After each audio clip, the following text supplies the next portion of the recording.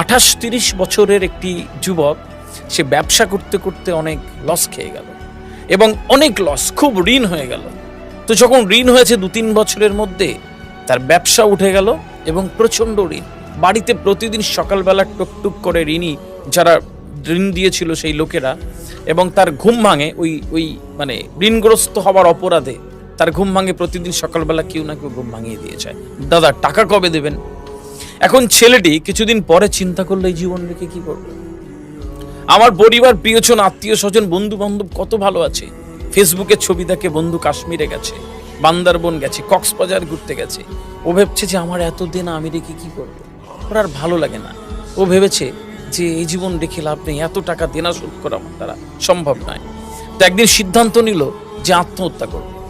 এখন দেখবেন যে আপনি যখন খারাপ চিন্তা করবেন না, দেখবেন শয়তান চলে আসে, ও আগে আসে না।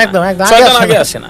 শয়তান আপনি ভোরবেলা উঠে আপনি ফজরে নামাজ পড়বেন, যেই আপনি উঠে ভাববেন যে আমার কানের লতির পেছনে চুল করছে, আজকে থাক নামাজ পড়বো না, ও আছে এই শোন না শুয়ে পড়, তোর মরার দেরি আছে অনেকদিন, তোর মরার দেরি আছে, এখন শুয়ে পড়।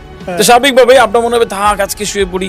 ঠিক এরকম ভাবে ও যখনই চিন্তা করলো আত্মহত্যা করবো, শয়তান এসে যায়, আরে মর, তোর কি হবে, এই জীবনটাকে কি হবে, দেখ ওরা কত ভালো আছে, তুই কি করছিস সেখানে, এরকম ভাবে ও একদিন সিদ্ধান্ত নিল মরে যাবে।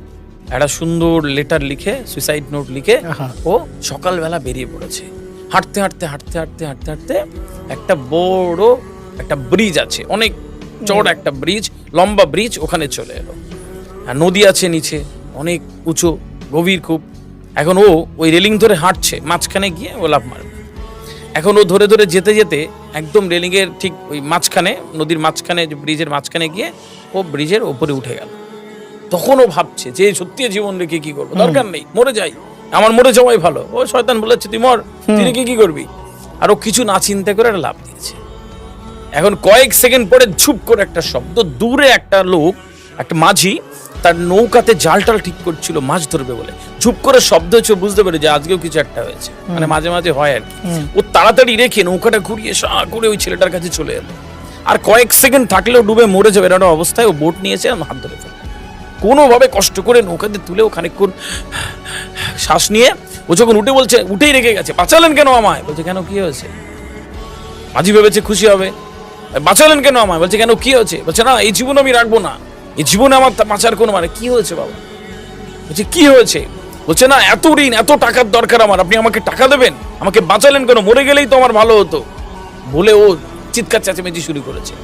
মাঝি বলছে যে কি টাকা লাগবে? বলছে হ্যাঁ টাকা লাগবে। বলছে যাবে? আরে কোথায়? খাজানা আছে, খাজানা। বলছে হ্যাঁ